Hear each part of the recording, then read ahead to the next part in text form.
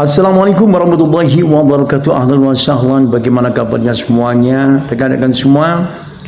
Untuk memastikan informasi terbaru mengenai penetapan PPPK tahap 1, disarankan untuk memantau pengumuman resmi dari instansi terkait seperti Badan Kepegawaian Negara atau BKN dan instansi pemerintah lainnya yang membuka formasi PPPK tersebut. Salam dulu ya buat semuanya aja yang ada di mana aja berada. Pagi ya, semangat pagi, sehat walafiat, hutang-hutang semuanya lunas, sehat semuanya, yang sakit segera terselesaikan, sembuh, diobati ya, dan problematika apa aja yang ada pada diri kita semuanya bisa terselesaikan dengan mudah seperti itu ya. Dan kita akan bicarakan tentang PPPK kembali ya, untuk yang tahap 1 terutama ya. Informasi di BKN ya, atau di situs web resmi masing-masing agar terus dipantau ya. Dan juga saya ucapkan selamat buat yang tahap 2 ya, di mana 15 Januari kemarin ya kayaknya diperpanjang lagi ya.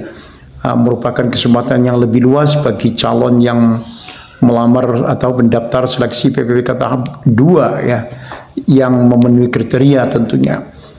Dan proses penetapan PPPK tahap 1 sedang berlangsung sesuai dengan jadwal yang ditetapkan. Kita sabar aja sambil berdoa ya, dan saling tanya-tanya dengan teman-temannya atau dengan bagian PUP maksudnya ya, dan juga Bimas ataupun juga dinas-dinas lainnya yang berkompeten untuk menjawab tentang hal-hal ini ya.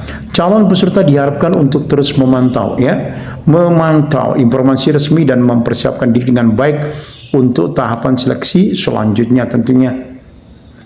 Cuman ada beberapa laman, yaitu entah di YouTube, entah di laman-laman website.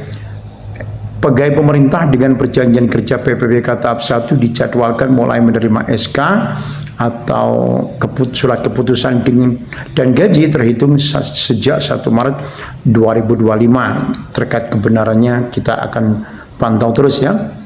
Dan tunjangan hari raya kalau memang 1 Maret dapat SK dan gaji atau THR, insya Allah juga ada wacana ya bisa turun di bulan Maret tersebut ya. Ini kabar yang baik ya untuk aparatur sipil negara ASN, termasuk PPPK atau P3K, semuanya diberikan biasanya sekitar 10 hari sebelum Hari Raya Idul Fitri.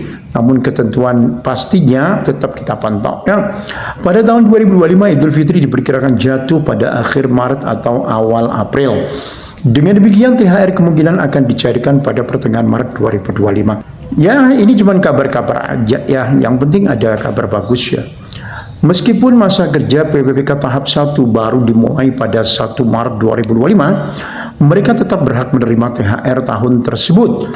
Hal ini sesuai dengan peraturan pemerintah nomor 14 tahun 2024 yang menyatakan bahwa PPPK berhak atas THR yang terdiri dari gaji pokok dan tunjangan yang melekat.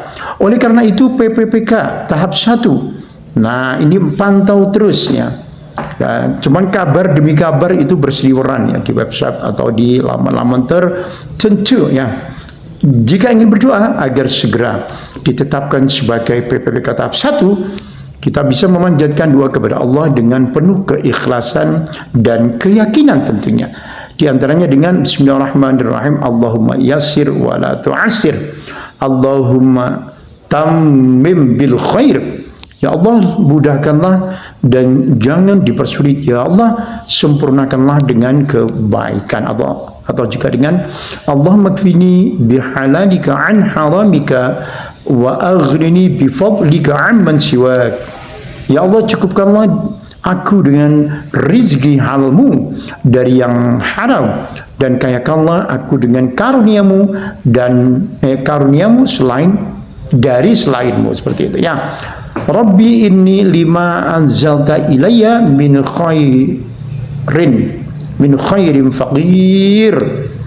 Ya Rabbiku, sesungguhnya aku sangat membutuhkan kebaikan yang engkau turunkan kepadaku. Surat Al-Qasas ayat 24. Atau pakai Rabbi shrah li sadri wa yassir li amri. Ya Allah, ya Rabbi, lapangkanlah dadaku dan mudahkanlah urusanku. Quran surat Thaha 25 hingga 26. Selain berdoa, tetaplah berusaha, bersabar, komunikasi, koordinasi, ya, tetap kolaborasi dengan teman-teman Anda di kantor Anda, baik di pemerintah daerah atau di instansi lain, di Kemenak, ya, di madrasah, di KUA, dan Kementerian Sosial, Kementerian A, B, C, D, E, F, G, H, I, J, L, ya, MNOP, Q, R, S, T, ya. Seperti itu, insya Allah.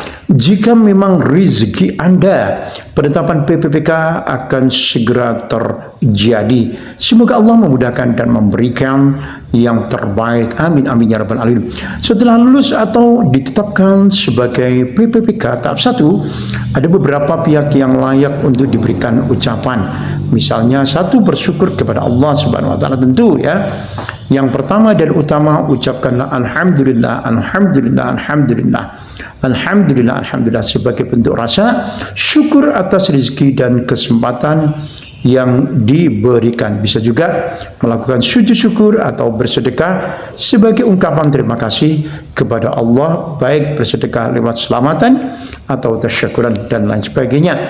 Dan bersyukur juga berterima kasih kepada keluarga, orang tua, pasangan, dan anak. Mereka adalah orang-orang yang selalu mendoakan, mendukung, dan memberikan semangat sejak awal Anda mendaftar dan menyiapkan segala sesuatunya, ya, sehingga Anda memiliki peluang dan waktu. Ucapkanlah terima kasih kepada mereka atas doa motivasi dan kesabaran mereka selama proses seleksi. Kepada siapa lagi? Guru atau dosen, ya. Bagaimanapun guru dan dosen sangat berperan, ya.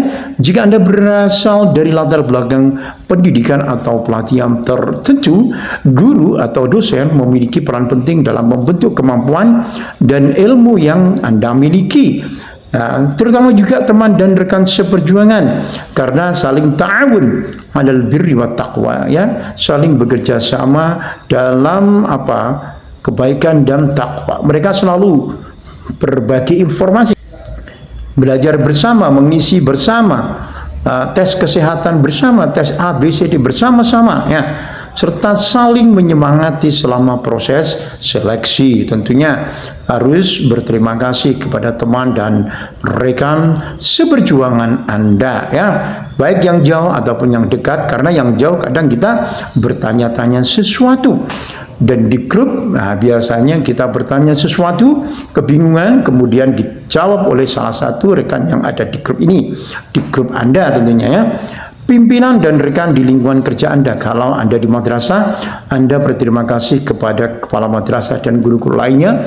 Kalau di KUA, Anda berterima kasih kepada kepala KUA dan lainnya. Jadi kepada pimpinan dan rekan di lingkungan kerja Anda, dimanapun itu, ya, di kementerian apapun itu. Jika sebelumnya sudah bekerja di instansi tertentu sebagai tenaga honorer atau kontrak, berterima kasihlah kepada atasan dan rekan kerja yang telah membantu Anda selama ini, kepada PPPK yang senior, kepada fungsional dan sebagainya, instansi dan panitia seleksi, instansi yang membuka format PPPK, panitia seleksi dari Badan Kepegawaian Negara, dan pihak lain yang berkontribusi dalam proses rekrutmen, kepada pihak Bimas dan UP. Ya, ini yang sangat utama karena ada bimbingan dan pendampingan, dan berkali-kali, ya, luar biasa sekali. Masyarakat yang mendukung, jika Anda lulus di sektor yang melayani masyarakat seperti guru, tenaga kesehatan, tenaga penyuluh, tenaga administrasi, dimanapun itu, jangan lupa berterima kasih kepada masyarakat yang telah memberikan dukungan moral dan spiritual, ya. Selain berterima kasih langsung, Anda juga bisa menunjukkan rasa syukur dengan bekerja sebaik mungkin, menjalankan tugas dengan penuh tanggung jawab, serta membantu orang lain yang sedang berjuang dalam seleksi P3K selanjutnya. Jika Anda lulus PPPK dengan formasi pekerjaan yang termasuk pekerjaan baru yang tidak sama dengan apa yang dilakukan ketika honor saat ini, adaptasi menjadi tantangan penting agar bisa bekerja secara efektif Dan pahami tugas dan tanggung jawab. Pelajari segera, tanya teman-temannya ya. Pelajari dan deskripsi pekerjaan dan SOP, standar operasional prosedur yang berlaku di instansi tempat Anda ditempatkan ya. Dan jika tidak ada SOP yang jelas, cari referensi, tanya kepada teman-teman, tanya lagi, dan tanya lagi dengan cara yang baik dan tidak mengganggu tentunya. Dari instansi lain yang memiliki informasi serupa bisa juga ditanya, dan diskusikan dengan atasan atau senior agar diberikan wewenang untuk bertanya, diberikan penyerahan kepada orang-orang yang bisa ditanya. Seperti itu ya, tentang ekspektasi terhadap posisi Anda ya, agar bisa menjadi entah itu pertama asisten dulu, asisten A, B, C dan lain sebagainya.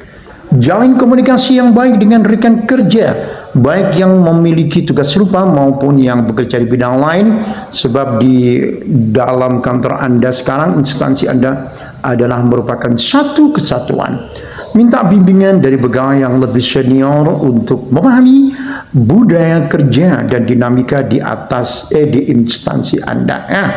Jika informasi baru ini terkait dengan pelayanan publik atau kebijakan, pelajari regulasi yang berlaku di sektor tersebut, kuasai sistem administrasi atau aplikasi yang digunakan dalam pekerjaan Anda. Tingkatkan keterampilan sesuai kebutuhan formasi, setahap demi tahap, sedikit demi sedikit, maka Anda akan menguasainya dan Anda bisa bekerja tidak malas dan rajin tentunya ya. Dan jika informasi baru berkaitan dengan teknologi atau inovasi tertentu, ikuti pelatihan atau kursus-kursus tertentu. Bergabung dengan komunitas profesi atau diskusi online untuk berbagi wawasan dan dengan pekerjaan lain misalnya di bidang yang sama. Perhatikan budaya kerja termasuk jam kerja, pulangnya ya, pola komunikasi, etikanya dan cara bekerja sama dalam tim. Jaga profesionalisme, integritas, dan kedisiplinan tentunya agar diterima dengan baik dalam lingkungan kerja ya. Rendah hati, Anda pasor, dan always listening, selalu berusaha untuk belajar sehingga terampil. Tunjukkan sikap fleksibel dan proaktif ya. Karena promosi ini promosi baru, mungkin masih banyak hal yang belum jelas atau terstruktur. Bersikap fleksibel dalam menghadapi perubahan dan siap untuk berkontribusi dalam membangun sistem kerja yang lebih baik. Don't worry, jangan ragu untuk memberikan masukan atau solusi yang inovatif. Lakukan juga evaluasi diri secara berkala untuk mengetahui apa yang sudah berjalan baik dan apa yang perlu ditingkatkan. Minta feedback dari atasan atau rekan kerja untuk terus berkembang dalam pekerjaan tersebut. Karena formasi baru ada challenge atau tantangan, tetapi juga ada change atau opportunity atau peluang to develop atau untuk membangun sesuatu yang lebih baik. Jika Anda terbuka terhadap pembelajaran dan terus berusaha, pasti bisa beradaptasi dengan baik ya. Semangat. Apakah ada tantangan? Ya tentu ya. Maka jangan khawatir, semuanya bisa kita tanggulangi. Dan tentu ada pelatihan baru, pembekalan. Ikuti itu. Tergantung pada kebijakan instansi masing-masing. Orientasi pegawai baru, misalnya pengenalan visi, misi, dan juga budaya kerja instansi, penjelasan tentang tugas pokok dan fungsi, tupoksi ya, sesuai dengan your formation atau formasi, penguatan etika, disiplin kerja sebagai pegawai pemerintah, seragam dan sebagainya, Anda mesti tahu ya. Pelatihan teknis sesuai dengan jabatan. Jika formasi baru berkaitan dengan bidang tertentu, misalnya IT, kesehatan, pendidikan, atau administrasi, instansi bisa mengadakan pelatihan teknik khusus. Biasanya dilakukan melalui bimbingan teknis atau BIMTEK, workshop, atau e-learning. Ya, seperti itu.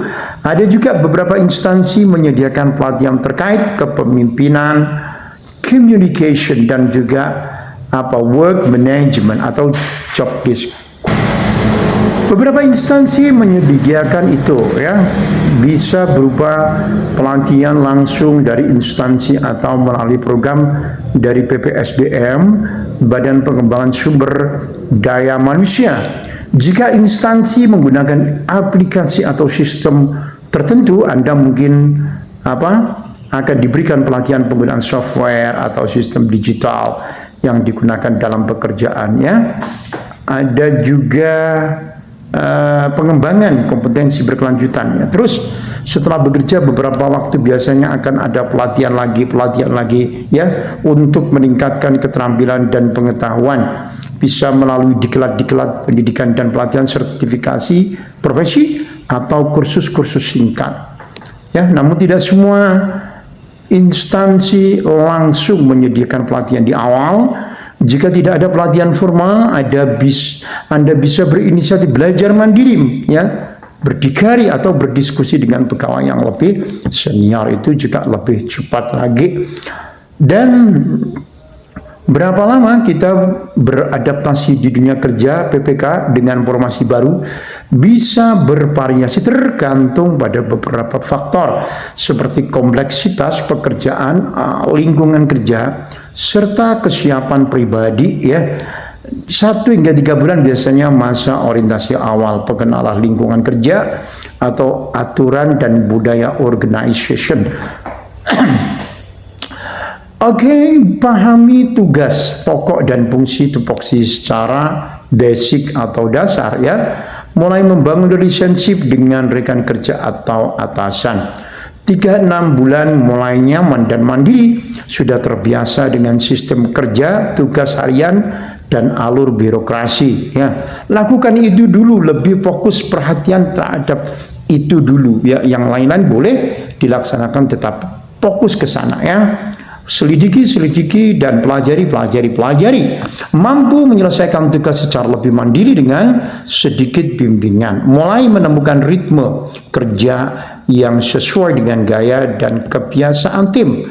6 hingga 12 bulan adaptasi penuh dan performa maksimal, sudah benar-benar memahami seluruh tanggung jawab dan tugas dengan baik, bisa bekerja dengan efisien dan memberikan kontribusi lebih pada tim, mampu menyelesaikan tantangan pekerjaan secara mandiri, bahkan mulai berinovasi ya. Dan faktor yang mempengaruhi cepat dan lambatnya adaptasi ya, tingkat kesulitan formasi baru ya. Jika pekerjaan sangat baru dan belum ada referensi adaptasi, bisa lebih lama. Dukungan dari atasan dan rekan tentunya ini sangat baik sekali ya, dan bisa mempercepat adaptasi. Kesiapan mental ya. Ya, ini penting, tidak mudah grogi, tidak mudah nervous, tidak mudah marah ya. Dan kemauan learning atau belajar. Semakin cepat Anda belajar dan menyesuaikan diri, semakin cepat adaptasi selesai. Pelatihan dan panduan yang diberikan jika ada pelatihan resmi dari instansi, adaptasi akan lebih gampang, seperti itu ya. Cobalah Anda bertanya, belajar dengan rekan kerja, mencari referensi pekerjaan serupa ya dari instansi lain. Sebagai pegawai pemerintah dengan perjanjian kerja atau PPK ya, Anda berhak mendapatkan gajian yang berkala, kenaikannya maksudnya. Kenaikan gaji yang spesial istimewa sesuai dengan peraturan yang berlaku ya. Aturan ini tertuang dalam Peraturan Menteri Pendayagunaan Aparatur Negara dan Reformasi Birokrasi PAN-RB nomor 7 tahun 2023 ya. Mendapatkan penilaian kinerja dengan predikat paling rendah baik selama 2 tahun terakhir misalnya ya. Dan untuk golongan-golongan tertentu ya, memang semuanya berkala ya. Setelah mencapai 1 tahun MKG dan memiliki penilaian kerja paling rendah baik, paling rendahnya itu baik ya, dalam 1 hingga 2 tahun terakhir. Nah, cuman jika gaji Anda naik, penting untuk memiliki strategi keuangan ya. Gunakan metode 50-32 sebagai panduan. 50% untuk kebutuhan pokok, makan, tagihan, transportasi, cicilan dan lain-lain. 30% untuk keinginan hiburan, belanja, hobi dan sebagainya. 20% untuk tabungan dan investasi. Jika memiliki hutang-hutang, prioritaskan untuk melunasi hutang sebelum menambah pengeluaran baru. Nah, ini harus diatur ya kalau sudah naik gajinya ya. Hindari gaya hidup yang berlebihan. Lifestyle inflation ya. Jangan langsung meningkatkan gaya hidup hanya karena gaji naik. Fokus pada peningkatan tabungan dan investasi daripada pengeluaran konsumtif. Alokasikan untuk dana darurat, idealnya memiliki 3 hingga 6 bulan pengeluaran bulanan dalam tabungan yang darurat. Simpan di rekening yang mudah diakses tetapi terpisah dari rekening yang harian. Mulai mungkin berinvestasi ya, investasi ke otak, investasi ke perekonomian dan sebagainya ya. Jika sudah punya dana darurat, alokasikan untuk itu ya. Dan bagus ya, hindari pengeluaran yang sangat tidak perlu. Bedakan antara kebutuhan dan keinginan sebelum memiliki atau membeli sesuatu. Gunakan prinsip tunda 24 hours, tunda 24 jam sebelum membeli barang mahal agar tidak impulsif ya. Gunakan sistem otomatis atau tabungan dan investasi ya. Aplikasi aktifkan auto debit ke rekening tabungan atau investasi setiap bulan agar lebih disiplin menabungnya ya. Evaluasi keuangan secara berkala dan luar biasa banget. Demikian, mudah-mudahan bermanfaat buat kita semuanya. Dan subscribe buat Anda yang belum pernah subscribe, yang sudah subscribe tinggal tonton mulai awal hingga akhir. Wallahul muwafiq ila aqwamit thariq. Wassalamualaikum warahmatullahi wabarakatuh.